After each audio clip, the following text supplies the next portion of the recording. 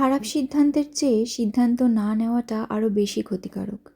ভুল করলে অবশ্যই শিখবে, কিন্তু ঝুলে থাকলে টাইমটা চলে যায়।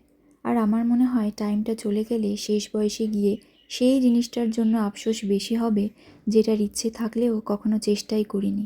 অ্যাকচুয়ালি আমরা ডিসিশন নেওয়ার থেকে অ্যাডভাইস দিতে পছন্দ করি।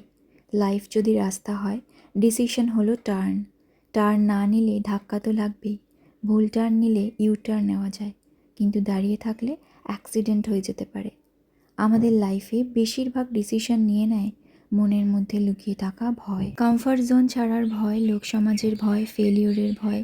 তবে যাই হোক না কেন, hungry, angry, lonely are tired, এই 4টে অবস্থায় কখনো ডিসিশন নেওয়া উচিত নয়। লাইফ কোনো অপশান দেয় না, পরীক্ষা নেয়। প্রত্যেকটা পরীক্ষার নাম সিদ্ধান্ত। পাশ করলে লেভেল আপ, ফেল করলে রিপিট, তবে পালিয়ে যাওয়ার রাস্তা নেই।